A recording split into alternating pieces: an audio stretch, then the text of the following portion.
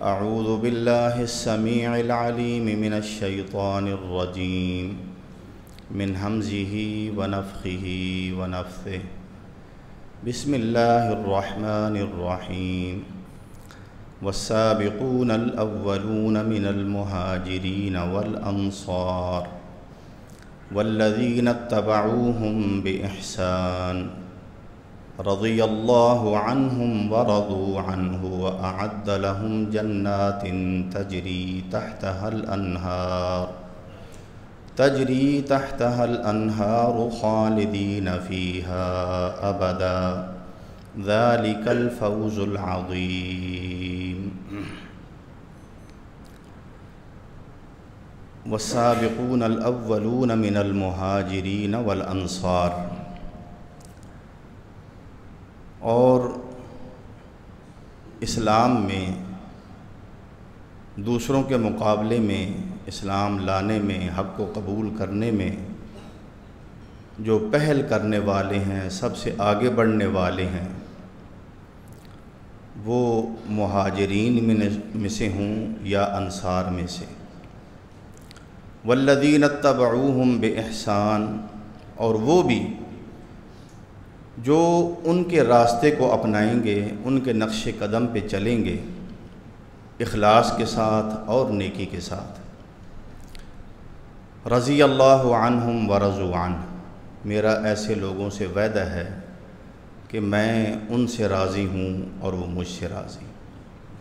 وَأَعَدَّ لَهُمْ جَنَّاتٍ تَجْرِي تَحْتَهَا الْأَنْهَارُ خَالِدِينَ فِيهَا أَبَدًا، اللہ نے ایسے لوگوں کے لیے ہی، ایسے اہل ایمان، ایسے ہی مخلص بندوں کے لیے بہت ہی خوبصورت باغات تیار کر رکھے ہیں، جن کے نیچے نہریں بہہ رہی ہیں۔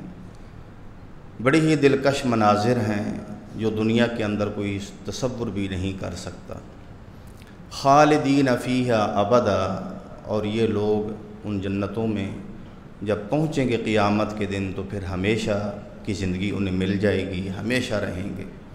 ذالک الفوز العظیم، اور یہ بہت بڑی کامیابی ہے، یہی اصل کامیابی ہے، اور جو یہ کامیابی حاصل نہ کر سکا وہ اس سے بڑا ناکام اور خسارے والا کوئی نہیں۔ اللہ مالک الملک نے اس آیت کریمہ میں اپنے مخلص بندوں کا ذکر فرمایا، والسابقون الاولون من المہاجرین والانصار، مہاجر اور انصار صحابہ جو سبقت لے جانے والے ہیں، تو یہ صحابہ دوسروں کے مقابلے میں یقیناً اس لحاظ سے زیادہ مقام و مرتبہ رکھتے ہیں کہ اللہ نے ان کو اسلام قبول کرنے میں توفیق عطا فرمائی اور انہوں نے جلدی اسلام قبول کیا، اور یہ اسلامی سفر اللہ کے نبی کے ساتھ انہوں نے شروع کر دیا۔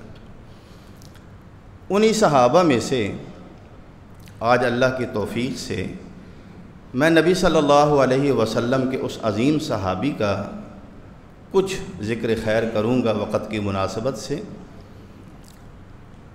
اور یہ صحابی رسول ہیں جو نبی صلی اللہ علیہ وسلم کے ساتھ صرف صحابیت کی یا امتی ہونے کی نسبت ہی نہیں رکھتے، بلکہ یہ اللہ کے نبی علیہ السلام کے سب سے قریبی خونی لحاظ سے ان سے زیادہ قریبی صحابی کوئی نہیں ہے، اور وہ ہیں حضرت علی رضی اللہ تعالی عنہ۔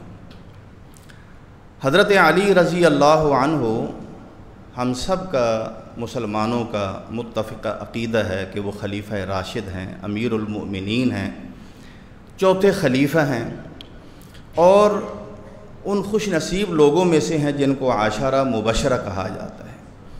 وہ 10 خوش نصیب صحابہ کہ جو اسلام قبول کرنے میں بھی جنہوں نے پہل کی، اور اسلام میں انہوں نے بہت ہی بے مثال کارنامے سر انجام دیے، اور اللہ رب العالمین سے انہوں نے جنت کا سرٹیفکیٹ اس دنیا کے اندر ہی وصول کر لیا، اور ان کو زبان رسالت سے یہ خوشخبری سنا دی گئی ایک ایک کا نام لے کے کہ یہ بھی جنت میں جائے گا، یہ بھی جنت میں جائے گا، یہ بھی جنت میں جائے گا۔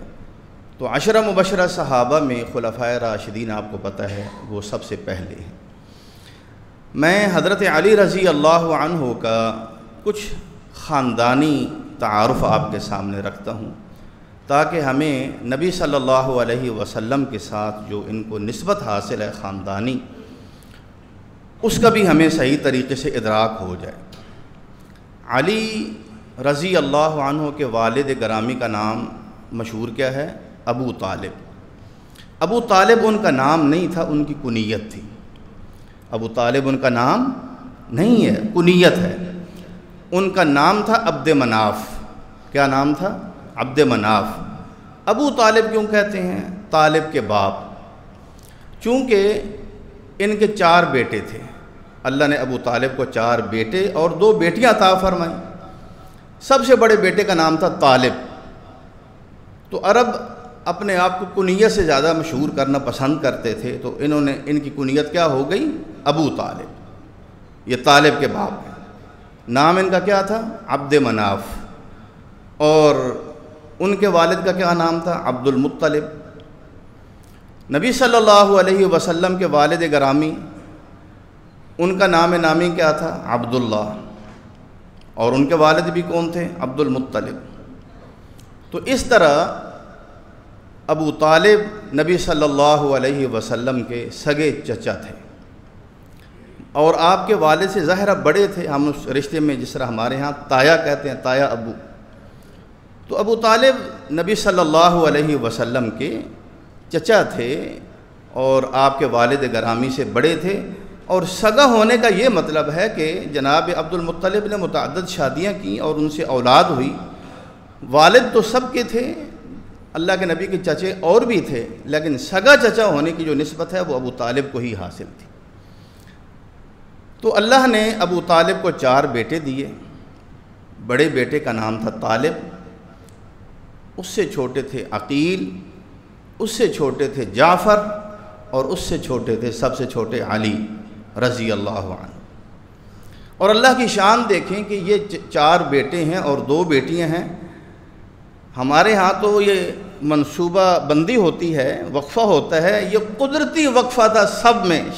پورے تاریخ نگاروں نے لکھا ہے کہ سب میں 10-10 سال کا فرق تھا، عمر میں 10-10 سال کا فرق تھا۔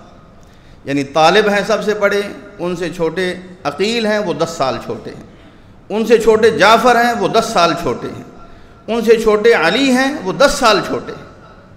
تو اس طرح ان کا جو ہے وہ یہ 4 بھائی تھے، جن میں طالب یہ مسلمان نہیں ہوئے اور یہ شرک کی حالت میں ہی فوت ہوئے۔ اور باقی جو حضرت علی کے 2 بھائی تھے بڑے، عقیل اور جعفر، سیدنا عقیل وہ فتح مکہ کے موقع پر جب مکہ فتح ہوا اس وقت مسلمان ہوئے، لیکن جو جعفر طیار تھے وہ حضرت علی کی طرح ان خوش نصیب لوگوں میں سے تھے جنہوں نے جلدی اسلام قبول کیا تھا۔ تو اس طرح حضرت علی رضی اللہ عنہ کا آپ کے بھائیوں کے حساب سے، اور آپ کی جو 2 بہنیں تھیں، ام ہانی نام ان کا فاختہ تھا اور دوسری تھی جمانہ، یہ بھی مسلمان ہوئیں۔ اور یہ ساری اولاد، ان کی والدہ فاطمہ بنت اسد نام تھا، جو نبی صلی اللہ علیہ وسلم کی تائی اماں بھی لگتی تھیں، اور دوسرے حضرت عبداللہ کے چچا کی چچا ذات تھیں، بہن تھیں، تو اس طرح آپ کی پھوپھی بھی لگتی تھی۔ حضرت فاطمہ بھی ان خوش نصیب صحابیات میں سے ہیں جنہوں نے اسلام قبول کرنے میں پہل کی۔ گویا ہمارے علم میں یہ بات آ گئی کہ حضرت علی کرم اللہ وجہہ یہ اس گھرانے سے تعلق رکھتے ہیں جس گھرانے میں اسلام جو ہے وہ پہلے آیا اور انہوں نے اسلام کو جلدی قبول کیا۔ ابو طالب نے اسلام قبول نہیں کیا، ان کے بیٹے طالب نے، لیکن یہ نبی صلی اللہ علیہ وسلم کے سب سے بڑے حمایتی تھے۔ انہوں نے آپ کی کبھی مخالفت نہیں کی، بلکہ آپ کے ہمیشہ حمایتی بن کے جب تک زندہ رہے کھڑے رہے۔ تو حضرت علی کرم اللہ وجہہ پیدا کب ہوئے، کہاں ہوئے؟ حضرت علی رضی اللہ عنہ کے بارے میں آتا ہے کہ یہ نبی صلی اللہ علیہ وسلم کی بعثت سے، یعنی آپ کے کو نبوت ملنے سے 10 سال پہلے پیدا ہوئے، یعنی جب اللہ کے نبی علیہ الصلوۃ والسلام کو نبوت ملی اس وقت سیدنا علی بن ابی طالب کی عمر کتنی تھی؟ 10 سال۔ یہ خود بیان فرماتے ہیں کہ میں نے ایک مرتبہ نبی صلی اللہ علیہ وسلم کو اور سیدہ خدیجہ ام المؤمنین رضی اللہ عنہا کو دیکھا کہ وہ نماز پڑھ رہے ہیں۔ میں نے کہا کہ اے میرے چچا زاد بھائی، اے محمد، آپ یہ کیا کر رہے ہیں؟ تو نبی صلی اللہ علیہ وسلم نے فرمایا یہ اللہ کا دین ہے، اللہ کی توحید والا۔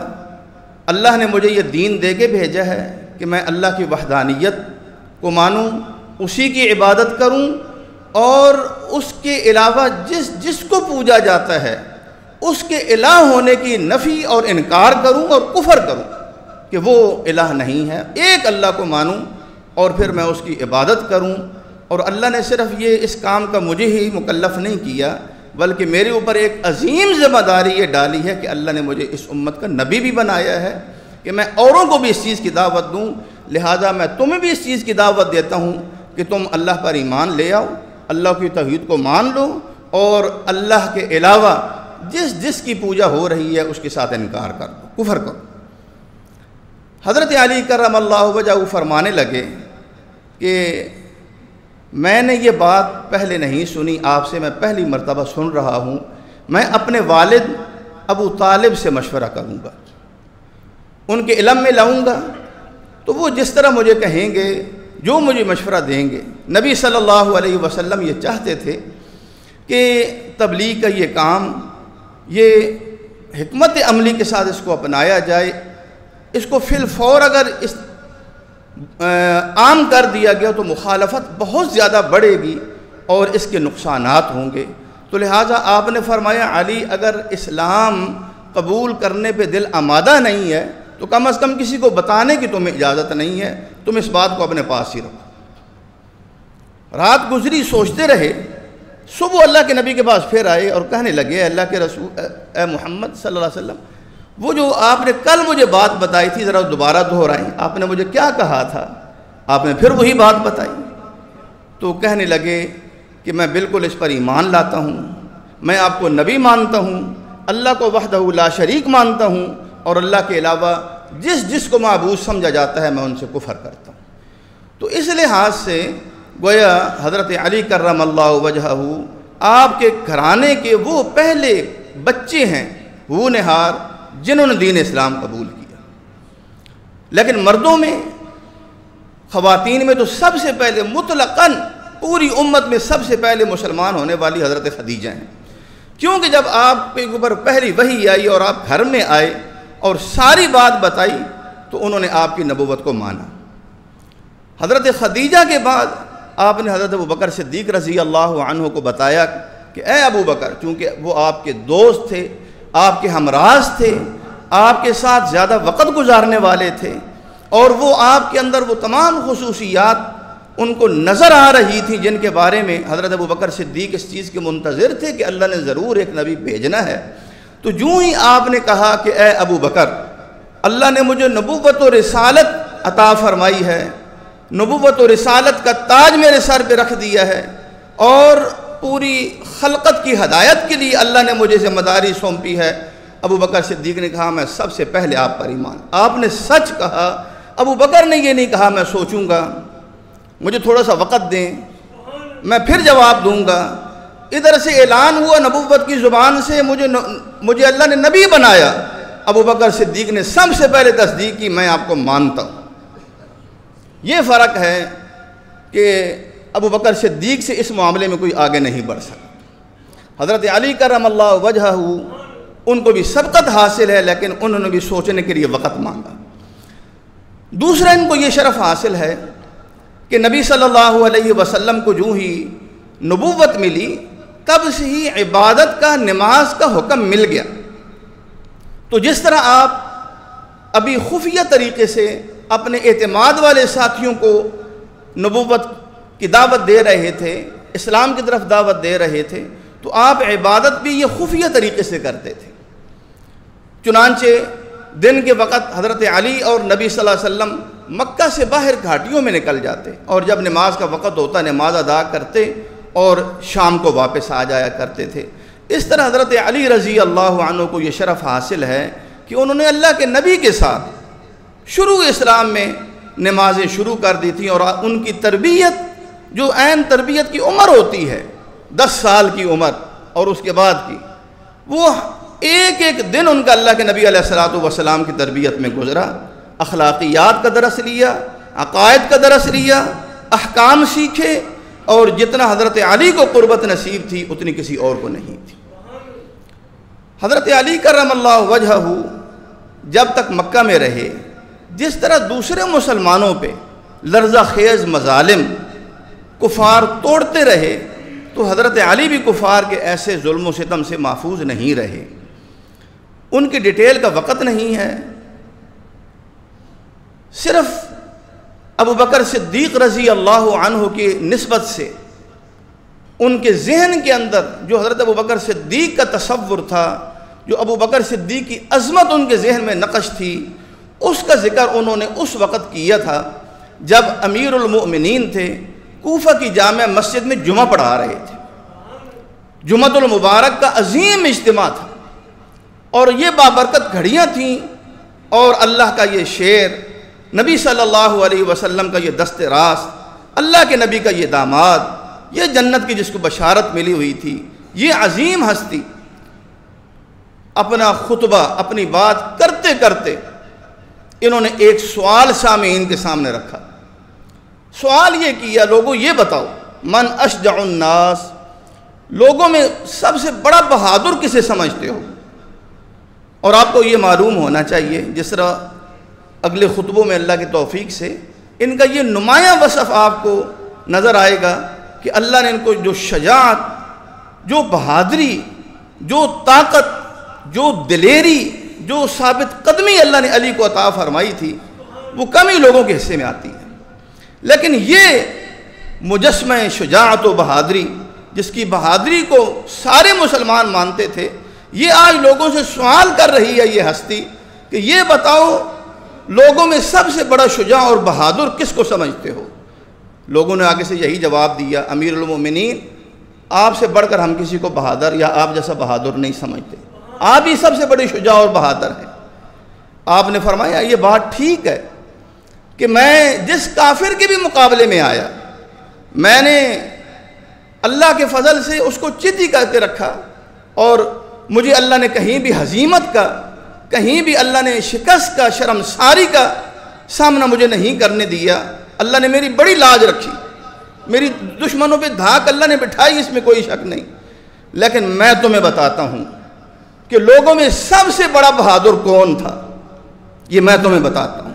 پھر فرمایا مکہ مکرمہ کے وہ سال، مکہ مکرمہ کی وہ رسالت آپ صلی اللہ علیہ وسلم اور آپ کے پر کو ماننے والوں پر بیتنے والے جو مظالم تھے، وہ میری آنکھوں کے سامنے ہیں، وہ کبھی بھی میری آنکھوں سے فراموش نہیں ہوتے۔ ایک دن تھا کہ عین بیت اللہ کے وسط میں کفار مکہ نے نبی صلی اللہ علیہ وسلم کو گھیر لیا، اور آپ کے ساتھ آپ پہ دست درازی شروع کر دی، زبان سے بھی آپ کی گستاخی اور بے ادبی شروع کر دی، جو جس کے منہ میں آتا کہتا۔ آپ تو سراپا حلم تھے، آپ تو سراپا صبر تھے، آپ سے بڑھ کر صبر کرنے والا کون ہے؟ جس ہستی کو اللہ نے بار بار کہا کہ آپ صبر کریں، آپ ہماری آنکھوں کے سامنے ہیں اور آپ ہمارے فیصلے کا انتظار کریں۔ اللہ کے نبی نے کبھی کسی گالی کا، کسی زیادتی کا جواب نہیں دیا، اور حتیٰ کہ لوگوں نے مارنا پیٹنا شروع کر دیا۔ ابو بکر صدیق رضی اللہ عنہ گھر میں تشریف فرما تھے، گھر میں بیٹھے ہوئے تھے، باہر سے گلی سے گزرتے ہوئے کسی نے کہا ابو بکر اپنے ساتھی کی خبر لو، ابو بکر اپنے ساتھی کو بچاؤ جا کے بیت اللہ میں۔ ابو بکر صدیق رضی اللہ عنہ جس کیفیت میں تھے، ننگے سر، گھر میں انسان بیٹھا ہوتا ہے اور بال کی اس طرح 4 لٹیں تھی خوبصورت، بھاگتے بھاگتے اس مجمع میں گھس گئے، جبکہ صحابہ حضرت علی کہتے ہیں ہم بھی اللہ کے نبی کو دیکھ رہے تھے، لیکن ہم سب کے سب بے بس تھے، ہماری جرأت نہیں تھی کہ ان ظالموں کا مقابلہ کرنے کے لیے ہم آگے بڑھ سکیں، ہمارے دل دکھ رہے تھے، ہم بے چین ضرور تھے، ہم خون کے آنسو رو رہے تھے، لیکن ہمارے اندر یہ جرأت نہیں تھی کہ ہم میں سے کوئی آگے بڑھ کے اپنے آپ کو مصیبت میں ڈالے۔ لیکن ابو بکر صدیق آئے، حالانکہ وہ جسمانی اعتبار سے کوئی بہت بڑے عظیم الجثہ نہیں تھے، لیکن وہ استقامت کا پہاڑ تھے۔ ابو بکر صدیق رضی اللہ عنہ کے بارے میں حضرت علی بن ابی طالب ان دنوں کے حالات یوں بیان کرتے ہیں، فرمایا ابو بکر صدیق آئے اور آتے ہی اللہ کے نبی علیہ السلام کو اپنے حصار میں لے لیا، اور کبھی کسی کو مار رہے ہٹا رہے ہیں، کبھی کسی کو ہٹا رہے ہیں، اور زبان سے یہ کہہ رہے ہیں اتقتلون رجلا ان یقول ربی اللہ، ظالموں تم ایک شخص کو اس جرم میں قتل کرنے پہ آ گئے ہو کہ وہ یہ کہتے ہیں میرے رب اللہ ہے۔ وقد جاءکم بالبینات من ربکم، جبکہ وہ تمہارے پاس تمہارے رب کی طرف سے کھلی دلیلیں لے کر آیا ہے، ان دلیلوں کا جواب دو یا ان دلیلوں کے آگے سرنگوں ہو جاؤ۔ یہ کیا، یہ کون سی حکمت ہے کہ تم اس کا مقابلہ کرنے پہ آ جاؤ، اس کو قتل کرنے پہ آ جاؤ؟ اور اس طرح کفار نے نبی صلی اللہ علیہ وسلم کو چھوڑ کے ابو بکر صدیق کو مارنا شروع کر دیا، حتیٰ کہ اتنا مارا کہ وہ بے ہوش ہو گئے، اور یہ لگا کہ شاید اب یہ جانبر نہیں ہو سکیں گے۔ ان کی قوم ان کو وہاں سے اٹھا کے اس طرح لے کے گئی کہ انہوں نے مکہ میں یہ بیت اللہ میں اعلان کر دیا کہ ابو بکر کو اگر کچھ ہوا تو ہم تمام قریش سے بدلہ لیں گے۔ یعنی ایک طرف اللہ کے نبی علیہ السلام کی محبت اور آپ کے دفاع میں کھڑے ہونے والے اگر سب سے پہلے کوئی ہستی ہے جس نے کسی قسم کی ملامت کا، کسی قسم کے خوف و خطر کی پرواہ نہیں کی، تو حضرت علی بن ابی طالب رضی اللہ عنہ کی زبان مبارک سے بتائیں وہ ہستی کون ہے؟ وہ سیدنا ابو بکر صدیق رضی اللہ عنہ۔ یہ ہیں وہ تمام چیزیں، یہ وہ بنیادیں ہیں۔ آپ ان چیزوں کو اگر اپنے ذہن میں رکھیں گے تو آپ کو ساری کی ساری کڑیاں اسلام کی مضبوط نظر آئیں گی۔ اگر ان چیزوں کو آپ اپنے ذہن میں رکھیں گے، اگر منافقوں کے، جھوٹے لوگوں کے پھیلائے ہوئے جھوٹے پروپیگنڈوں کے اوپر جائیں گے تو پھر ایمان بکھرے گا، یہ کڑیاں نہیں ٹوٹیں گی، یہ کڑیاں مضبوط ہیں، ہمارا ایمان ختم ہو جائے۔ پھر فرمانے لگے اور لوگوں یہ بتاؤ، سورہ مومن میں تم پڑھتے ہو وقال رجل مؤمن من آل فرعون یکتم ایمانہ اتقتلون رجلا ان یقول ربی اللہ۔ جب فرعون نے موسیٰ علیہ السلام کو ان کے تمام نشانات دیکھنے کے بعد ان کو قتل کرنے کا عزم کر لیا تھا کہ موسیٰ کو قتل کر دیں گے، وَلْيَدْعُ رَبَّ، وہ اپنے رب کو بلاتا رہے۔ کیسے چیلنج ہیں ان لوگوں، میں موسیٰ کو نہیں چھوڑوں گا۔ اس وقت وہ فرعون کی قوم کا مومن انسان جو اپنے دل میں ایمان کو چھپائے ہوئے تھا لیکن موسیٰ کو نبی مانتا تھا، اس نے اپنے ایمان کا اظہار نہیں کیا، صرف یہ کہا، معقول بات کی بھرے دربار میں، اس شخص کو کیوں قتل کرتے ہو جو یہ کہتا ہے میرا رب اللہ ہے؟ تو اللہ ہی سب کا رب ہے نا۔ اس نے اپنے ایمان کا اظہار نہیں کیا۔ کہنے لگے یہ بتاؤ، حضرت علی نے کہا وہ جو مومن تھا فرعون کی آل کا، وہ زیادہ فہم و فراست والا تھا یا ابو بکر صدیق مومن وہ فہم و فراست والے تھے؟ لوگ پھر خاموش ہو گئے، کیونکہ ظاہر ہے حضرت علی رضی اللہ عنہ سے بڑھ کر حقائق کو کون جان سکتا ہے، وہ تو انہی سے سیکھ رہے تھے۔ کہنے لگے اللہ کی قسم، ابو بکر صدیق اس مومن آل فرعون سے جس کا قرآن میں ذکر ہے زیادہ فہم و فراست والے تھے کہ اس نے ایمان کو چھپا کے موسیٰ کا دفاع کیا، لیکن ابو بکر صدیق نے ایمان کا اظہار کر کے محمد کا دفاع کیا صلی اللہ علیہ وسلم۔ زمین و آسمان کا فرق۔ پھر رونے لگ گئے جذبات سے، ابو بکر صدیق کی محبت سے، اور ان واقعات کو یاد کر کے منبر رسول بھی بے زار و قطار رونے لگ گئے۔ میرے بھائیوں، یہ تھے حضرت علی کرم اللہ وجہہ۔ پھر ایک اور واقعہ ہے جو انشاءاللہ اگلے جمعے گوشے گزار کروں گا، ان کی بہادری اور پھر نبی صلی اللہ علیہ وسلم کا یہ سمجھنا کہ میرے گھر میں اگر میرا کوئی بھائی ہے، میرے گھر کا کوئی نگران ہے تو وہ علی ہی ہیں۔ جب ہجرت کا حکم ہوا اور یہ ہجرت بھی بہت ہی خوفناک منصوبوں کی وقت، جب کفار نے یہ سارے جال بن لیے تھے کہ اللہ کے نبی کو قتل کر دینا، نعوذ باللہ شہید کر دینا ہے، عین اس موقع پہ اللہ نے اپنے نبی کو حکم دیا کہ آج رات آپ کی اپنے بستر کے اوپر سونے کی نہیں ہے، آج رات آپ کی ہجرت کرنے کی رات ہے۔ چنانچہ آپ نے ابو بکر صدیق کے پاس آپ گئے دوپہر کے وقت، اس وقت آپ کبھی بھی ابو بکر صدیق کے گھر نہیں گئے، ہمیشہ روزانہ اماں عائشہ فرماتی ہیں اللہ کے نبی مکہ میں جب تک رہے صبح بھی ہمارے گھر تشریف لایا کرتے تھے، شام کو بھی ہمارے گھر تشریف لایا کرتے تھے۔ ایک وہ ہستی ہے کہ سارے جہان جس کے پاس آنا اپنا شرف سمجھے، اور وہی ہستی ابو بکر صدیق کے گھرانے میں جانے میں سکون محسوس کرے، تو بتائیں ابو بکر صدیق کا گھرانہ، اس کے اوپر کتنی اللہ کی رحمتیں ہیں۔ ایسے گھرانے کو ان کے اوپر لعن طعن کرنا، ایسے گھرانے کے افراد کو جن کے پاس اللہ کے نبی صبح و شام جانے میں سکون محسوس کریں، ایسے گھرانے کو منافق اور کوئی کافر یا کوئی بدبخت بدتینت برا سمجھے تو اس کے برا ہونے میں شک کرنا بھی میں سمجھتا ہوں کفر ہے۔ تو ابو بکر صدیق رضی اللہ عنہ کو کہنے لگے اے ابو بکر اللہ نے مجھے ہجرت کا حکم دے دیا ہے۔ فوراً کہا کہ اے اللہ کے نبی صحبت کا رفاقت کا سائل ہوں، آپ کے ساتھ جاؤں گا، آپ کو تنہا نہیں جانے دوں گا۔ فرمایا ہاں اللہ نے مجھے یہی حکم دیا ہے، ابو بکر کو ساتھ لے کے جانا ہے۔ چنانچہ رات کو نکلنے کا منصوبہ طے ہوا۔ حضرت علی رضی اللہ عنہ کو آپ نے فرمایا جو بات بتانا چاہتا ہوں، آپ نے فرمایا علی آج رات تم نے میرے بستر پہ سونا ہے، میرے گھر میں تم نے آرام کرنا ہے، اور یہ میری چادر ہے حضرہ موت، جس کو حضرمی چادر کہتے ہیں۔ حضرہ موت یمن کے قریب ایک علاقہ ہے، وہاں کے کپڑے مشہور تھے جیسے آپ کے مختلف علاقوں کے کپڑے مشہور ہوتے ہیں۔ تو کہا یہ میری حضرمی چادر اوڑھ لینا، تمہیں انشاءاللہ کوئی تکلیف نہیں ہوگی۔ حضرت علی کو نظر آ رہا تھا کہ اس چار دیواری کے باہر 100 تلواریں بے نیام ہوئی کھڑی ہیں، 100 افراد نوجوان قریش کے اللہ کے نبی کی دشمنی میں آپ کے خون کے پیاسے کھڑے ہیں، یہ نظر آ رہا تھا۔ اس لیے حضرت عبداللہ بن عباس فرماتے ہیں اللہ کی قسم اس رات علی نے اپنی جان اللہ کو بیچ دی تھی۔ وہ رات وہ تھی کہ علی نے اپنی جان اللہ کو بیچ دی تھی، یا اللہ یہ جان میں نے تیرے سپرد کر دی، یہ تیری جان ہے، اور مجھے اس کے عوض اپنی رضا عطا فرمانا اور اپنی جنت عطا فرمانا۔ یہ رات گزاری، صبح جب اٹھے لوگ حیران ہو گئے اور آپ کو مارتے بیت اللہ میں لے گئے، پوچھتے رہے کہ کدھر ہے تمہارے ساتھی، کدھر ہے تمہارے چچا کا بیٹا؟ کہا مجھے کیا پتہ ہے، باہر تم کھڑے تھے، 100 افراد گھر کو گھیرا ہوا تھا، تم بتاؤ کدھر گئے ہیں، مجھ سے کیا پوچھتے؟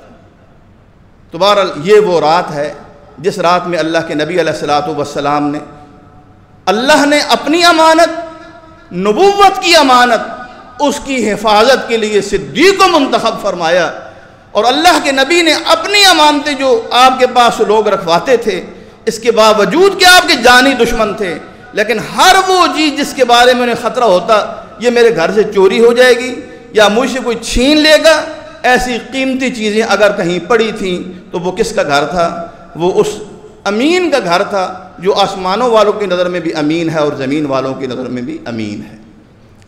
اور وہ کون ہے؟ جناب محمد الرسول اللہ صلی اللہ علیہ وسلم۔ اور امانت و دیانت کی انتہا دیکھیں کہ خون کے پیاسے ہیں، مجبوراً مکہ چھوڑ کے جا رہے ہیں، لیکن امانتوں کے حوالے سے اتنے حساس ہیں۔ فرمایا علی تمہیں کوئی کچھ نہیں ہوگا، یہ امانتیں ہیں، فلاں فلاں کی امانتیں ہیں، یہ امانتیں ان کو ادا کر کے تم نے مکہ چھوڑ دینا ہے اور مدینے کا سفر اختیار کرنا ہے اور مجھے آ ملنا ہے مدینہ منورہ میں۔ چنانچہ صبح اٹھے، ایک ایک شخص کو تلاش کر رہے ہیں، بھائی یہ امانت تمہاری ہے، یہ محمد تمہاری امانت حوالے کر گئے ہیں۔ جب سب کی امانتیں واپس کر دی اور اعلان کیا کسی کی کوئی امانت رہ گئی ہو، سب نے کہا کہ کوئی امانت نہیں رہی، اس وقت علی کرم اللہ وجہہ نے تنہا پیدل یہ ہجرت کی، پیدل، پاؤں پھٹ گئے، دن کو چل نہیں سکتے تھے دھوپ اور حرارت کی وجہ سے، رات کو سفر کرتے، اور رات کی تاریکیوں میں سفر کرنا تنہا یہ کوئی آسان کام نہیں ہے، یہ انہی لوگوں کا کام ہے جو اللہ کے راستوں کا انتخاب کرتے ہیں۔ اور پھر اللہ نے فرمایا والذین جاہدوا فینا لنہدینہم سبلنا وان اللہ لمع المحسنین، جو لوگ ہمارے راستوں پہ چلتے ہیں اور محنتیں کرتے ہیں، ہم بھی ان سے بے خبر نہیں، ہم اپنے راستے پھر انہیں ضرور دکھاتے ہیں، اور یقیناً اللہ نیکوکاروں کے ساتھ ہے۔ اس طرح حضرت علی رضی اللہ عنہ نبی صلی اللہ علیہ وسلم کو مدینہ منورہ قباء میں جا ملے۔ آج اتنی ہی ان کے بارے میں ذکر خیر کافی ہے، انشاءاللہ مزید آئندہ جمعے بیان ہوگا۔ اقول قولی ھذا واستغفر